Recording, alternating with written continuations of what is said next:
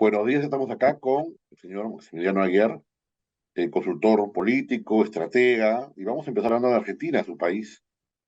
¿Qué tal? Buenos días, señor ¿Qué Aguiar. tal? ¿Cómo estás, Carlos? Bueno, usted estaba comentando que en Argentina hay una sorpresa detrás de otra. ¿En cuál estamos ahora? En la cuarta, ¿no? Si hubiésemos tenido esta entrevista hace un año atrás, hubiésemos pensado que quien despuntaba como potencial futuro presidente de la Argentina era Horacio Rodríguez Larreta, un gobierno nacional bastante golpeado en términos de imagen por una serie de hechos que se fueron sucediendo y algunas cuestiones relacionadas sobre todo con la cuestión económica, manejo de pandemia, toda una serie de cuestiones que afectaron fuerte al gobierno de Alberto Fernández y sin candidatos instalados hasta ese momento, y, y aparecía el alcalde de la Ciudad de Buenos Aires, el jefe de gobierno de la Ciudad de Buenos Aires, como una figura muy relevante de cara a las elecciones de este año. Sin embargo, luego se genera una interna dentro de Juntos por el Cambio entre su sector, un sector más moderado, y el sector un poco más extremo de Patricia Bullrich, más alineado, digamos, con Mauricio Macri, que termina generando un doble efecto, ¿no?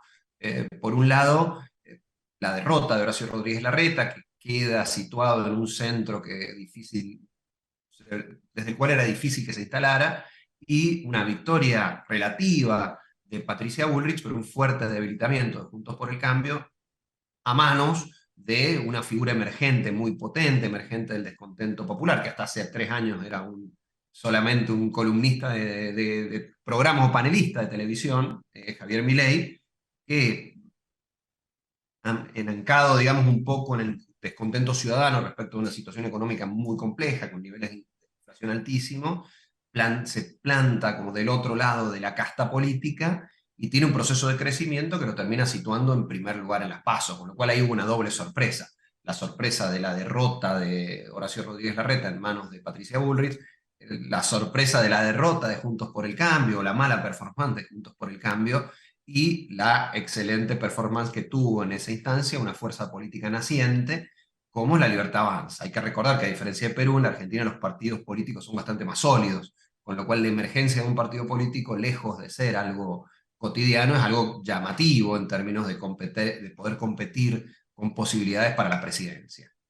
Luego de esto, el discurso de Milei, un discurso muy disruptivo, muy duro, muy agonal, contrastando de manera permanente con la política, lo que él considera la política tradicional, que llama la casta, y eso que les permitió un proceso de instalación muy rápida y una performance muy importante en las PASO, le funcionó luego como un limitante para las elecciones generales, donde fue incapaz de ampliar su base de sustentación ciudadana, cosa que sí logró, sobre todo con la mayor asistencia a las urnas y el menor voto en blanco que se da, Unión por la Patria, el oficialismo de Unión por la Patria, que paradójicamente lleva a un candidato que, siendo ministro de Economía, de una gestión enormemente discutida, con casi 140% de inflación, con un precio del dólar, con un dólar desdoblado en una enorme cantidad de dólares paralelos, etcétera, logra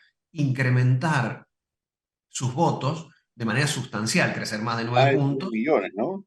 Más de 3 claro, millones. claro, y salta de los 27 puntos que tuvo en las PASO a 37, casi 37, casi 10 puntos más en las elecciones generales, lo cual lo deja ubicado en un muy buen lugar, aunque de ninguna manera un lugar definitorio de cara a las elecciones generales. Ahora, escuché a Milei analizando que muchos de esos 3 millones o no sé cuánto venían de traidores radicales o gente que de alguna manera de Juntos por el Cambio se había ido a más. No sé si tú lo viste de esa manera. A ver, si uno mira la aritmética electoral, digamos, no podría ser discutible. ¿Por qué? ¿Qué sucede? Se incrementa fuertemente, creo que en alrededor de 7 8 puntos, el nivel de participación. La cantidad de votos de Milei sube, la cantidad de votos de Juntos por el Cambio baja en unos 900.000 votos, una cantidad más o menos relevante, pero lo importante es que tanto el peronista Massa como Frente Renovador, que es una variación, digamos, dentro del peronismo argentino, como Schiaretti, aumentan mucho más que eso. Con lo cual, no es la gente que fue a votar, sino la gente que se incorporó, y que votó en las generales después de no haber votado en las PASO. Mi mm, impresión es que lo que sucedió es que ese discurso tan duro de Milei, que la declaración a la que hace referencia va en esa misma línea, llevó a que una vez que fue exitoso en las PASO, el ciudadano comenzara a mirarlo ya no como un emergente expresivo de aquello que sienten, sino como un potencial presidente. Y que eso haya generado algún temor de parte de sectores ciudadanos que decidieron votar aún con un gobierno con un nivel de imagen positiva de 20 puntos a un ministro y que, una gran paradoja, un gobierno con 20 puntos de imagen positiva saca casi el doble de votos. Esto es, hay mm, mucha gente, 17 puntos al menos, que tienen una imagen negativa del gobierno de Alberto Fernández y que sin embargo votan a Massa.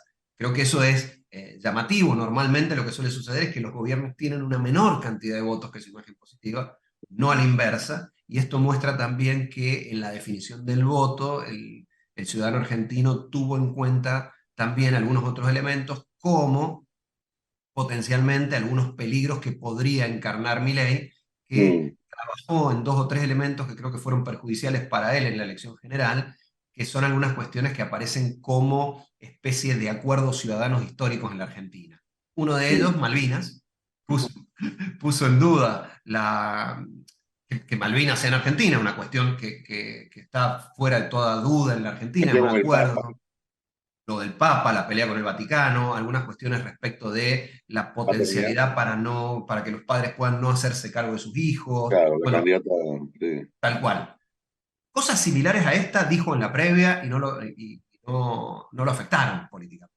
Ahora, lo que sucedió es que una vez que terminan las PASO, el ciudadano argentino empieza a mirarlo con otros ojos, un potencial presidente por 4 años.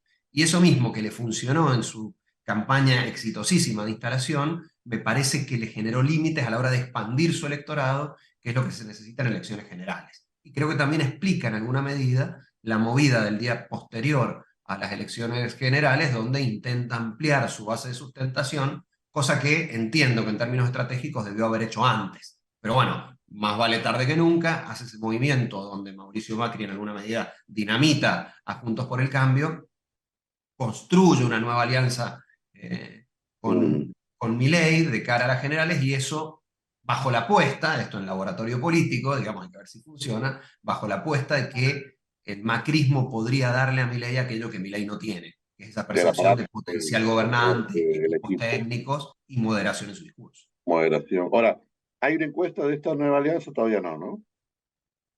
A ver, nada en lo que yo he visto un montón, nada en lo que yo pueda anclarme para hacer un análisis todavía, ¿no? Claro, ahora, Entiendo que sale fortalecido Massa de esta primera etapa, siempre sucede con los buenos resultados, muestra que Massa tiene una campaña por ahí bastante más profesionalizada, te diré, que la campaña de Milei, pero claro, la situación de base económica y social de la Argentina plantea que aún haciendo una potencial mala campaña se le puede ganar, puede que Milei le gane a este gobierno. Inicialmente sale fortalecido Massa, hasta ahí puedo decir con algún nivel de certeza. Pero claro, mm, faltan todavía 3 semanas y 3 semanas en la Argentina actual. 3 semanas donde un día el dólar tiene un precio, donde al otro día tenés, como en este caso, escasez de combustibles y hay que hacer largas colas para conseguir combustible en las estaciones de servicio. Entonces, pueden pasar muchas cosas de acá al final de la campaña. así veo, que cada día es una sorpresa. Ahora, no hay que solayar la red, no sé si llamarlo clientelismo, una especie, porque también es un partido grande, sin duda, el peronismo, el kirchnerismo, pero también había una dinámica, se ha visto testimonios de que los llevan a votar, los traen a votar, es decir, ha habido una respuesta fuerte también del aparato del gobierno, ¿no? Más allá del candidato en particular que busca desligarse, curiosamente, irónicamente busca desligarse del gobierno también, ¿no? A ver, los aparatos funcionan, los aparatos políticos funcionan en toda Latinoamérica, ¿no? Claro. Y ¿qué sucede? ¿Hasta dónde puede llegar el aparato político? Puede llegar a llevar a una persona que vote. Lo que no puede es garantizar a quién va a votar. Ya con Claro. eso hay muchas más dificultades, ¿no? Por más Entonces, que te obliguen a mostrar la foto del voto o lo que sea, siempre hay es un nivel difícil.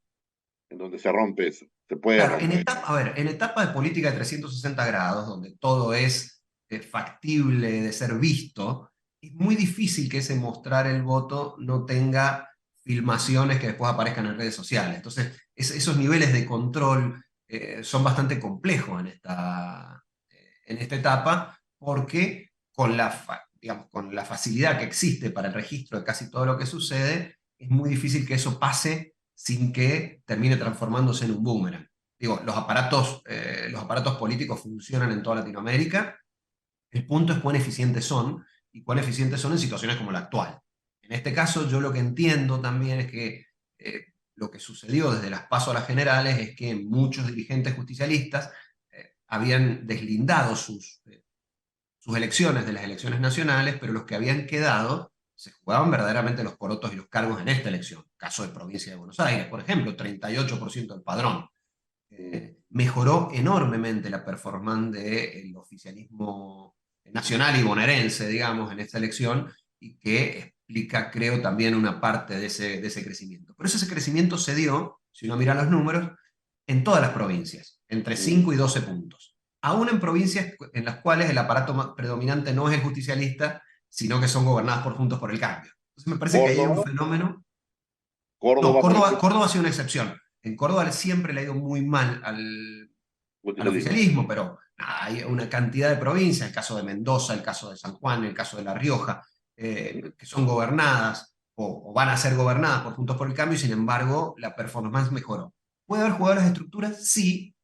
Entiendo que no solamente eso, porque si no, eso solo se hubiese aplicado en los lugares donde el peronismo tiene estructuras sólidas. Si uno mira los Mm. números, creció en todo el país. Hay quien dice dos cosas. Esta es una lucha entre el día a día y el largo plazo. Es decir, en el día a día hay un elector que dice, bueno, mal que bien, el ministro de Economía te da un trabajo o te da un asistencialismo si es que no tienes trabajo. Y claro, las cosas pueden estar peor, pero mal que bien tengo algo. Mañana no se sabe, ¿no? La promesa de mi ley, digamos, se va a ver después de un par de años de sufrimiento, por lo menos, como ocurrió en el 2001 o qué sé yo. Entonces, es un poco una batalla entre mi yo de hoy y mi yo aspiracional de que quiero ser de acá a un tiempo, ¿no? Hay algo de eso porque, claro, la economía hace que todos los sueldos se gasten, se tengan que quemar el mismo día, y no hay un pensamiento a largo plazo ahorita, ¿no? Es difícil ponerse en ese lugar. Lo pongo primero en otros términos, después respondo a tu pregunta. Yo creo que Sí, la sí, pelea más sí. fuerte acá es entre dos emociones negativas, la bronca y el miedo. Mm, ¿No? La gente está enojada y creo que el fenómeno Milei surge a partir de ese enojo, muy enojada, con las respuestas que han dado tanto el partido gobernante, hoy, que es, bueno, Unión por la Patria se llama hoy, pero la base es el justicialismo, y el partido gobernante anterior, Juntos por el Cambio.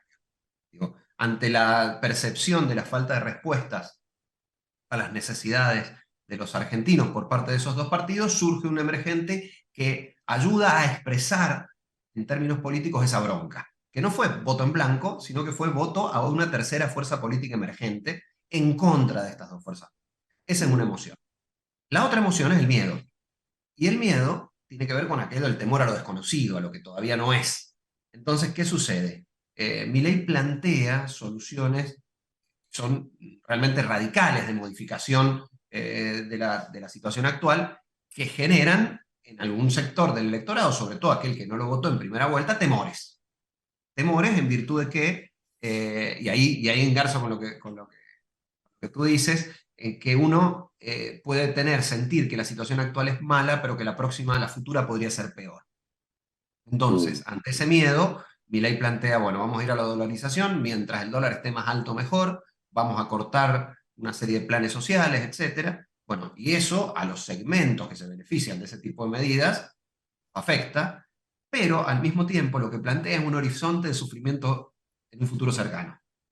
Cuestión que evita plantear Massa, me parece que de manera bastante inteligente de su parte, diciendo, bueno, no, nosotros vamos a poder salir sin que todo ese dolor sea necesario. claro. Entonces, ante ese sufrimiento futuro, hay grupos que dicen, che, para, yo no quiero, la verdad que no sé si sea cierto lo que va a decir Massa, pero prefiero evitar, estoy haciendo una interpretación simplificada de lo que puede pensar un elector. Entonces, creo que las dos emociones principales son bronca y temor, y miedo, y que hay un temor al sufrimiento que puede venir.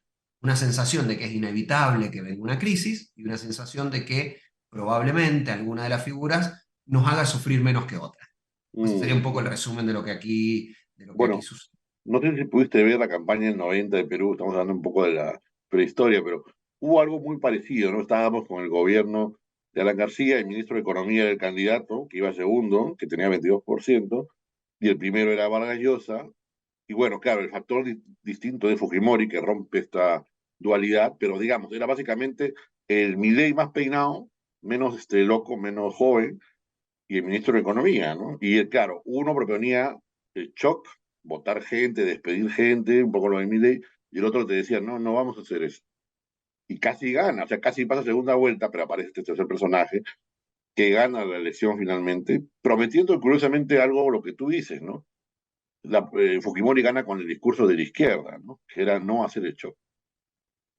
Bueno, en ese sentido por ahí podría parecerse, y creo que además son contemporáneos con Menem, fue con Menem en Claro, Argentina en la misma época, ¿no? claro, convenio. Que hubo unas Sí, modificaciones en términos de los planteos de campaña electoral respecto de lo que después se hizo en el gobierno, pero que paradójicamente tanto la sociedad peruana como la sociedad argentina terminaron validando esa modificación, apoyándola y terminaron construyendo gobiernos muy sólidos, aún a partir de haber hecho algo distinto a lo que habían dicho en la campaña. Eso se claro, llama legitimidad de ejercicio. claro. Validaron en el ejercicio del poder su liderazgo, digamos, lo validaron a partir de imagen pública anclada en hacer cosas que no habían dicho en la previa, pero que fueron bien vistas por la ciudadanía. Ahora, esta legitimidad de ejercicio, interesante la figura, ¿crees que podría apelar a eso Dina Boluarte, ya que haga un salto al presente? Porque claro, lo que tú has dicho en una entrevista es que, claro, ella no está cumpliendo evidentemente lo que se prometió en su vi tu entrevista en Sudaca, entonces, digamos, ella obviamente no ha cumplido con lo que prometió en el bloque de Castillo, pero claro, no se da todavía esta legitimidad de ejercicio aparentemente, ¿no? No hay un gran cambio aparentemente todavía. Y los niveles de aprobación de Boluarte son bajísimos para cualquier país, digamos, ¿no? Lo que pasa es que en muchos casos, digamos, tenés dos tipos de legitimidad, la de origen y la de ejercicio. Y Mm, después tenés tipos de representación de la ciudadanía. Una que es la representación formal y otra que es la representación real. Digo, aquel que respeta los mecanismos constitucionales para una cuestión puede ser representante en términos formales, pero hay un mandato, que no son 4 años o 5 años según el país, sino hay algo que la ciudadanía le pide y canaliza a través de una figura política. Lo que sucede en muchos países latinoamericanos, y en este caso en particular en Perú, es que no hay un respeto respecto de eso, de ese mandato ciudadano. O sea, en ese contexto, o se construye una nueva coalición de poder, en la cual hayan grupos importantes que levanten en términos numéricos, en términos de poder político, que hagan el soporte, digamos, de ese nuevo mandato construido ya en gestión, o no existe. Con Dina Boluarte me parece que todavía no ha sucedido eso. No mm, hay un grupo que haya reemplazado y que sea numéricamente relevante, que haya reemplazado a aquellos que la votaron para hacer algunas cosas en el origen, cuestiones que no hizo, pero no veo que exista todavía una base de sustentación de ese gobierno, más allá de algunos grupos muy puntuales. mm. Y Camil mencionabas que el Perú post-Castillo, de alguna manera, hay una lección aprendida, y es decir, no sabemos qué va a pasar en el 2026 o antes, pero que de alguna manera no es seguro que gane alguien de izquierda, aunque podría ser también. Claro que sí. Las Mm. sociedades son ¿Cómo cambiante? dinámicas, Mira. son dinámicas.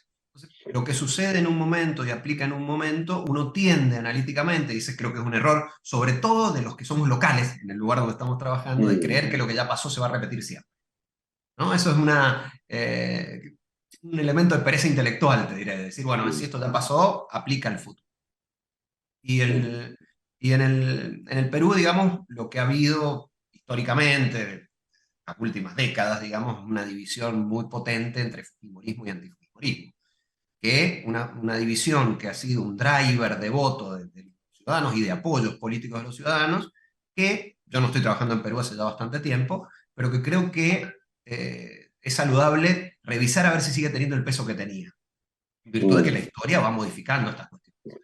Ver si hoy el clivaje en fujimorismo, antifujimorismo sigue teniendo el peso que tenía.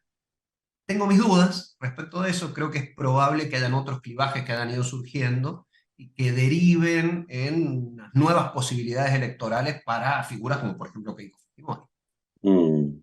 Dirías que el momento más alto de ese clivaje anti-fujimorismo es el que le tocó cuando, no sé, cuando tú estabas acá o después, que fue el caso de Vizcarra, ¿no? Se utilizó un poco Antes, con PPK, antes, con PPK, claro, claro, claro. claro. Antes de la llegada Claro. de Vizcarra, digamos, fue Ahora, has con mencionado que PPK no estás porque trabajando, fue, ¿no? ¿Cómo? Has mencionado que no has trabajado hace cuánto acá, porque por acá ha salido el rumor de que estás en unos TikToks de Vizcarra. No es verdad. Sí, escucha, mira, hay gente que fabula. Hay gente que fabula. Yo no trabajo en Perú, yo no trabajo con Vizcarra desde el día que se hizo pública mi renuncia en julio de 2020. Claro, Yo no he vuelto a claro. trabajar con Pero ha Vizcarra de visto ese sus, momento. pero ha visto sus TikToks, no sé quién será Bueno, sí, detrás. de hecho un colega peruano me los envió ayer, me parece Claro, muy gracioso. No tengo absolutamente nada que ver con eso, pero claro, claro, claro, claro, claro. Ahora, ¿qué te parece ir como actor político, como estratega después de ti, digamos? Ahora que ya no estás ligado, lo puedes analizar como un personaje más. ¿A qué apuntaría? Bueno, obviamente elegirse, que es parte de lo que un político, como dicen, un político mientras respira, aspira, ¿no? A un cargo. Pero no sé qué más. ¿Cómo lo ves tú? ¿Qué sí, yo espacio podría siempre, ir? siempre, y esto aplica, yo hace unos meses atrás asumí la presidencia de la Asociación Argentina de Consultores Políticos, cosa que me enorgullece porque es además por elección de Claro. los consultores del país, y nosotros tenemos un código de ética, ¿no? Dentro de ese código de ética tenemos ciertas restricciones para hablar de aquellos que fueron nuestros clientes. Ah, ¿Por ok. qué? Porque básicamente, digo, el consultor es persona de consulta Es un y confesionario casi. tal cual, sí, digamos, Cierto, y cierto. está protegido por esa ley que nosotros debemos respetar. Ahora, Mm. puesto en perspectiva y respecto de la mirada actual, te hago esta aclaración porque aplica a todos quienes han sido mis clientes o quienes Claro, son pero de hay mis un tema clientes. de. Sí, de ética profesional Claro, de respecto de acuerdo. eso. A ver, mi sensación por ahí en términos generales es que en Perú el nivel de judicialización de la política es extremo. Y no aplica únicamente al caso de Vizcarra, digo, aplica al caso de Keiko Fujimori, en su momento al caso El, el famoso de lawfare. Guzmán, de Ollanta Humala, de Alan García. Si uno se pone a mirar, digo, el nivel de Claro. judicialización de la política es enorme. En algunos casos tienen que ver con cuestiones específicas que pueden ser comprobables en el tiempo, pero ese tipo de judicialización que a veces parte de otras instituciones, digo, de suspensiones para la participación y todo eso, tiene una fuerte influencia en lo político. Aún Mm, antes, mucho antes de que haya una sentencia judicial que compruebe una cosa o la otra. así es. Entonces, en ese contexto, la política y la cuestión judicial, digamos, están muy imbricadas en el Perú. Y eso afecta, te diré, casi todas las etapas de la política en Perú. Como digo, pasó con todas estas figuras. Claro. Yo en su momento, obviamente por mi rol de consultor, no tenía, pero casi cualquiera que haya hablado conmigo en la etapa en que estaba ahí, yo Claro. tenía esa mirada como un problema para el Perú, independientemente de que se aplicara a unos u a otros. Que Ujú. es un problema en Latinoamérica, el lawfare, Claro. todas estas cuestiones, y la judicialización de la política, ¿no? Y politización de la justicia, que son como las dos Así caras es. del. En ese contexto, depende, tanto para él como para un montón de figuras políticas, cómo puedan resolverse Mm, estas cuestiones judiciales, la posibilidad que tengan de tener sobrevida política o reinvención política ujú, en adelante. Me parece que ese es un tema que en el Perú es más relevante que en ningún otro ujú. lugar. Lo que hace que en ese contexto, digamos, TikTok y todo esto son nada más que herramientas de comunicación política. Claro. Entonces, escucho que no tengo datos sobre imagen de figuras públicas del Ujú, Perú, pero entiendo que todas estas cuestiones tienen que ver con un posicionamiento en términos de representación de sectores sociales de cara no sé, a algún objetivo político que puede llegar a tener. Pero claro. lo desconozco porque, como te digo, no trabajo con él. No me Claro, peleé claro. nunca, digamos, no es que haya No, tenido. bueno, te fuiste en buenos términos, digamos. Sí, sí Y me recordaste fue. que lo. De hecho, con los clientes que yo he tenido en Perú, muchos de ellos peleados entre sí, yo tengo una relación más que cordial con todos ellos. ¿Cuál otro Eh, tuviste en Perú, si se puede saber, en todo caso? PPK, Ah, PPK. Mecharao. Digo, Ah, directamente con ellos, digamos, directamente. O ah, era del partido, digamos. no, yo estuve con ellos inicialmente. Yo lo conozco a Martín Vizcarra a través de Mecha. Ah, ya, ok, ok. Se debe estar maldiciendo ahora con una. Sí, a ver, yo mantengo diálogo Es cordial una con todos broma. ellos. Claro, claro. Y No, de verdad, digamos, no es una impostura, no es algo que te diga. Yo siento no, aprecio claro, por Mecha, siento aprecio por Pedro Pablo y por Martín. claro. Digo, toda la cuestión que ha tenido que ver con ellos es una cuestión de ellos. Y Tema de entiendo ellos. que ninguno de ellos tiene un problema particular conmigo. No, Me no, lo han no, hecho no. saber. No, claro, claro, claro. No, no. Además que ya te enterarías porque ha salido la memoria de Vizcarra, perdón, de PPK, acaban de salir sus memorias. Y no, No he creo que no hay leído las nada memorias de sobre. PPK, he leído muchas otras bibliografías, he leído los libros de Meche, todavía no he leído las memorias de PPK. Es más, de hecho, en la previa, yo estuve trabajando también por breve plazo, hasta que terminó tomando la campaña de Pedro Pablo, estuve trabajando también, no me voy a acordar de esta chica, con una que fue después congresista del Fujimorismo, por Cusco, no me voy a acordar. Uf, Su nombre. uy, uy. Ay, ¿cómo se llama esta chica? Una chica de pelo lacio que fue alumna mía en la universidad y después yo Ah, tomé su mira, campaña por un tiempo y eh, la tuve que dejar a la campaña de los la campaña motivos. de 2021. Nelly Cuadros, Nelicita Sí. Cuadros. Ah, mira, de 2021, qué interesante. Sí, No, sí, sí. y después anteriores, pero digo, de los que puedo contar que son público y Claro, notorio claro, de esa sin hablar de etapa. cifras, porque como tú dices, tú estás más metido en campañas ahora en Argentina en particular y en otros lados probablemente. Pero claro, ha mencionado los clivajes, por supuesto, el clivaje anti-Fuji y hay otros más. Ha mencionado también Lima Provincias y otros más que han sido muy fuertes. Mencionaste, por supuesto, el tema de la judicialización o politización de la justicia, como se vea. Y últimamente hay otro fenómeno peruano que también obviamente es medio regional, que es el tema de la seguridad, ¿no? La seguridad también es un tema fuerte, digamos, que ha crecido más con esta figura tipo Bukele, ¿no? No lo sé, en Argentina probablemente el tema es más económico, ¿no? Ahorita mismo, pero ¿cómo ves este tema de la seguridad ciudadana No, como no, no. En la urgencia? Argentina es el segundo problema, la seguridad. Después Sí, de la claro, economía es el segundo problema, claramente. claro, Cada vez que la economía, por alguna etapa muy corta, mejor, desgraciadamente, se estabiliza, aparece en primer lugar la seguridad, cuál es un claro, problema que se vive en todos los países de Latinoamérica en los cuales trabajo, eh, es un problema central. Hay diferentes miradas, porque ¿qué sucede? En política hay tres elementos, ¿no?, que juegan en cualquier cuestión, que son los temas, las temáticas de las cuales se habla, los atributos, que son los atributos del mandatario, los atributos del candidato, del partido político, y el posicionamiento, esto es izquierdas, derechas, conservadores, progresistas, etcétera. Entre esos tres elementos normalmente circula el debate político. Lo que está sucediendo en esta última etapa es que el posicionamiento ante la temática de seguridad ha ido fortaleciéndose el posicionamiento punitivista. Bien, ujú, hay diferentes miradas, diferentes posicionamientos sobre cómo atacar los temas de seguridad, algunas que tienen que ver con temas de promoción, es asumir que la inseguridad se da por procesos de desigualdad anclados en la pobreza y que por tanto el Estado presente, te hago la descripción de, de esa claro, posición, implicaría que baje la seguridad, y hay otros que dicen, bueno, no, después hay que tenerlos presos y hay que tener penas muy duras con ellas para que esto funcione como un elemento disuasorio de aquellos que quieren cometer delitos. Estas son las dos ujú, miradas. La mirada de Bukele está claramente centrada en el esquema punitivista, que es un esquema que ha venido ganando espacio en ujú, América Latina en el último tiempo, por sobre este esquema de promoción social para evitar la inseguridad. En ese contexto, ese clivaje es importante, pero lo que no hay ahí en esta etapa, digo, los clivajes son importantes en tanto hay mucha gente de un lado y del otro, si no dejan de ser relevantes. En claro, este caso, en América Latina, la enorme mayoría lo hemos medido, lo han medido colegas en distintos países, digamos, yo pertenezco también a algunas asociaciones internacionales de investigación de opinión pública. No hay hoy una potencia tan importante del lado de la promoción social, con lo cual la mayoría están un poquito más, un poquito menos del lado del punitivismo.